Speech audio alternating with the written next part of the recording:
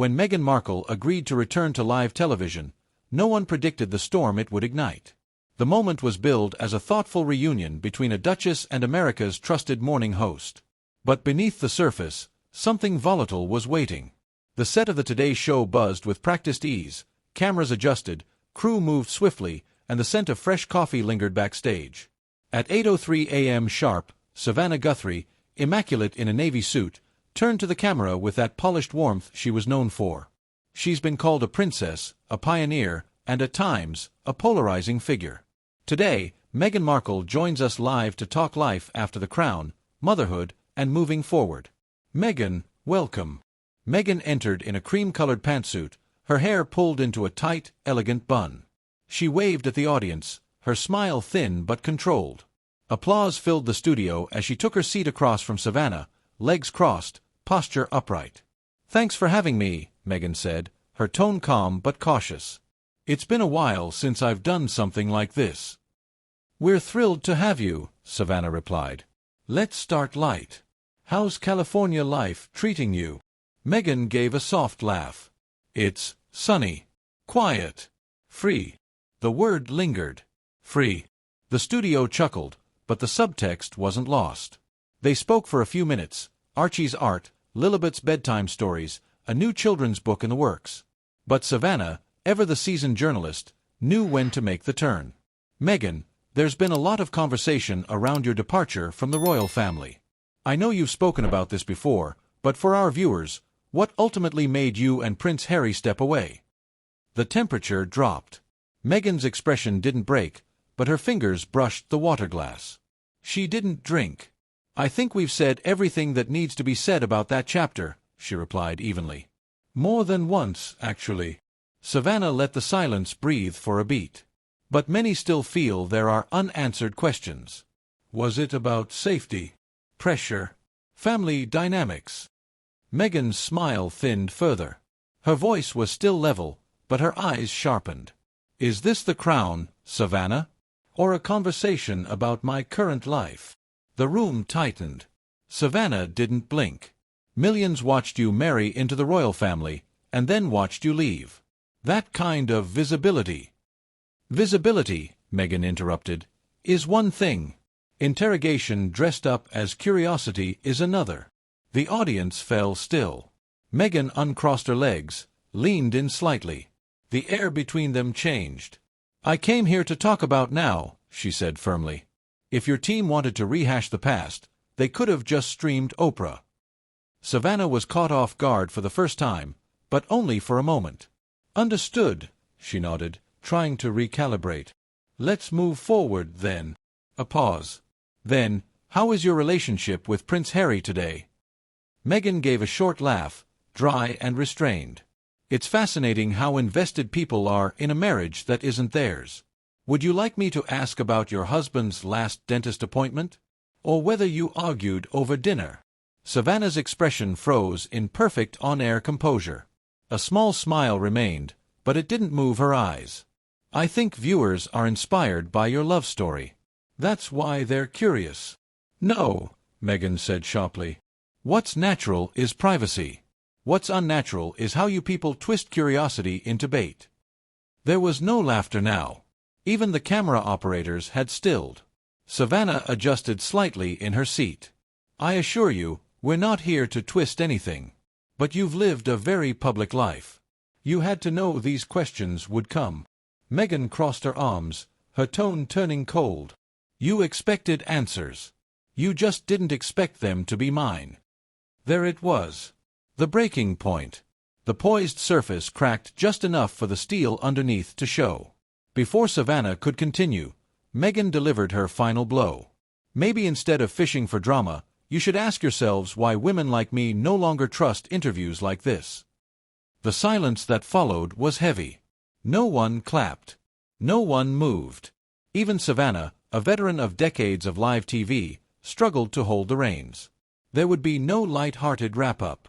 No talk of book signings or upcoming appearances. Just a long, awkward pause before the show cut to commercial. And when they returned, Meghan's chair was empty. It wasn't awkward anymore. It was a televised standoff unfolding in real time. Savannah's lips tightened.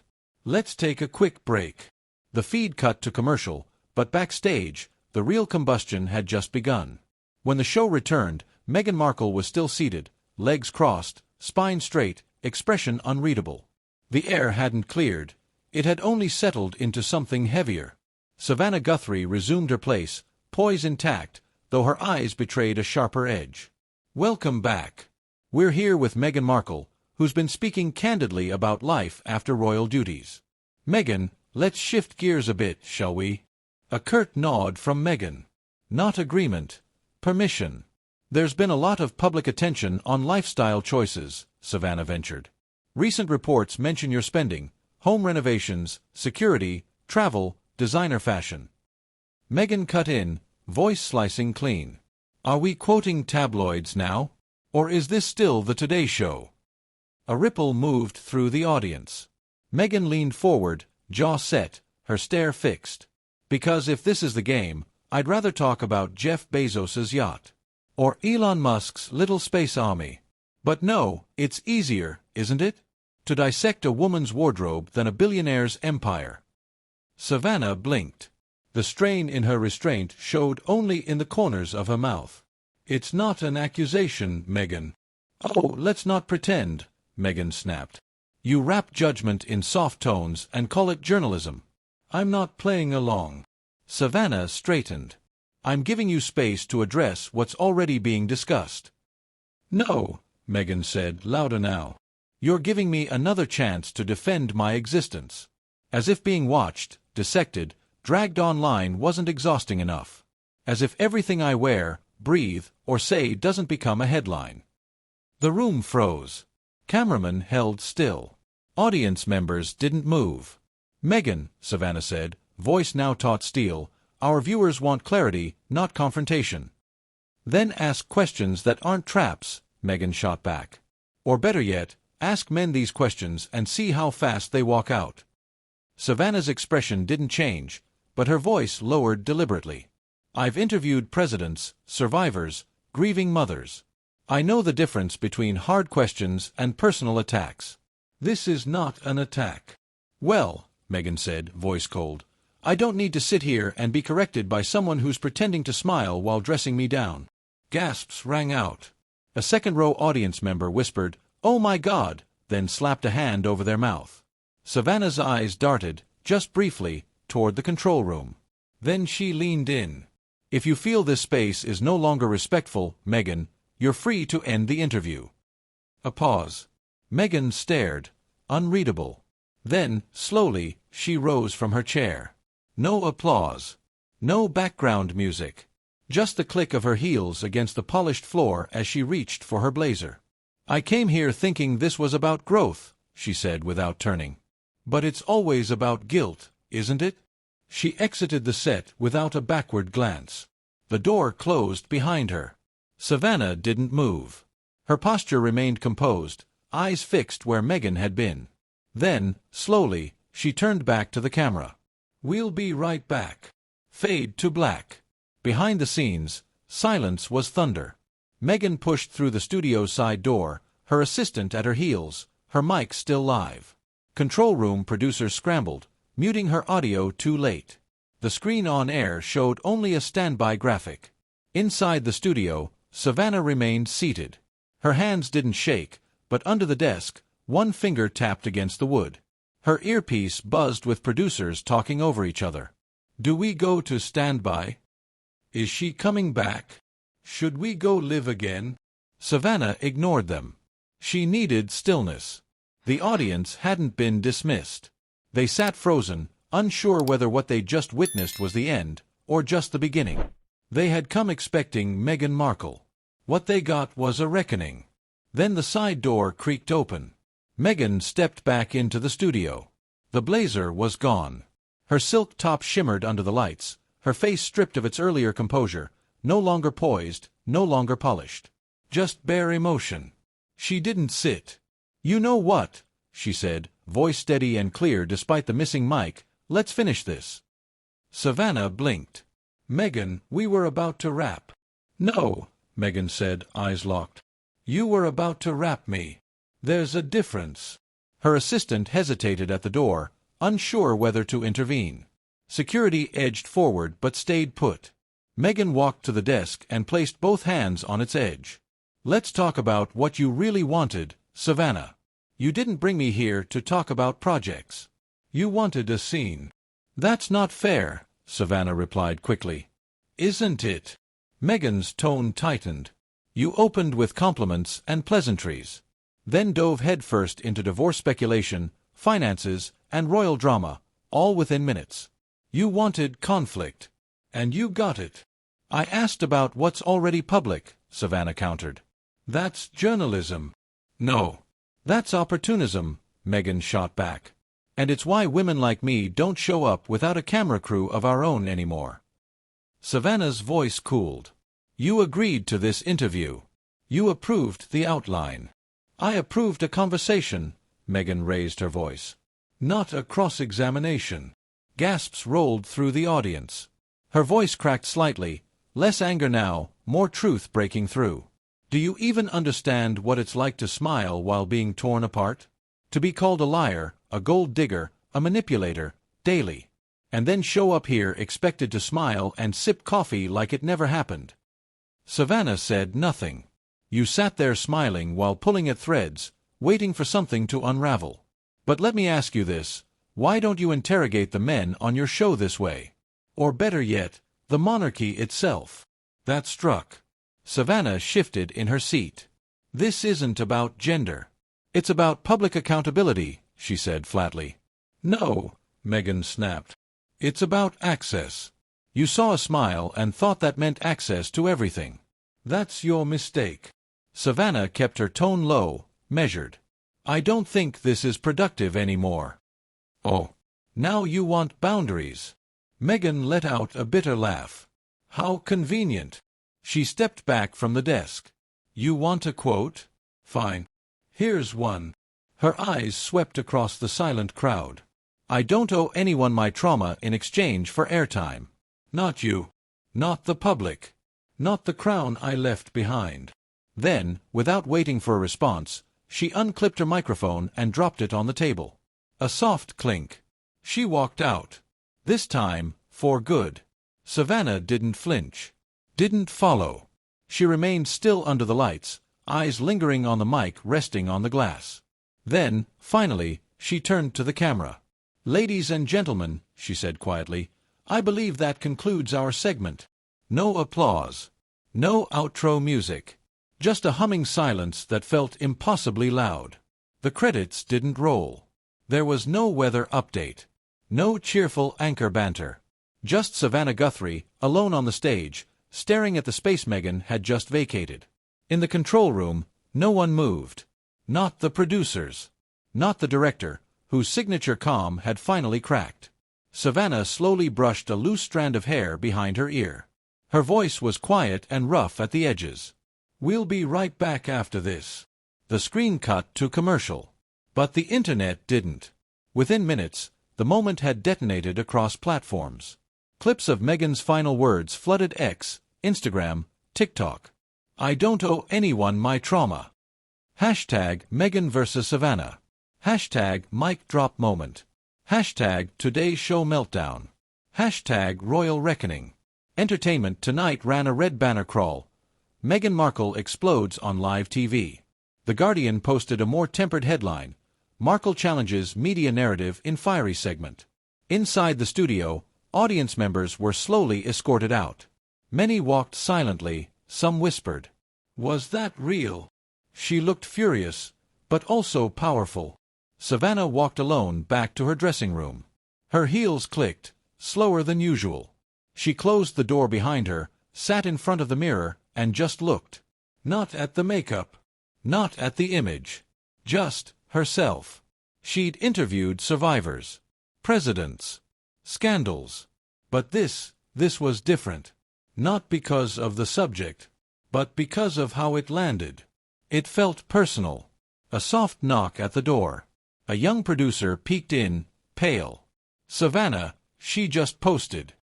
He handed her the phone wordlessly.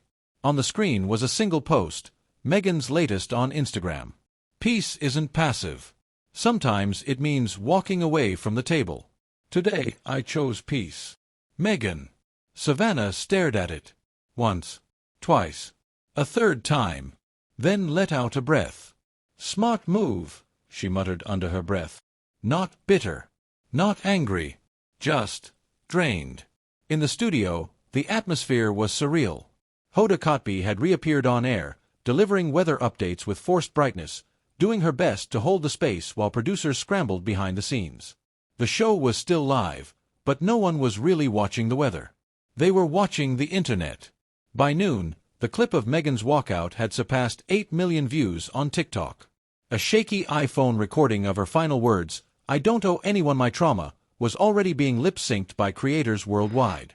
On Instagram Reels, the moment had been re-edited into slow motion with dramatic music. The internet didn't just react, it detonated. By evening, Saturday Night Live writers were reportedly developing a cold open about it. Talk shows teased the interview meltdown of the decade. News anchors took sides. Commentators argued over journalistic ethics.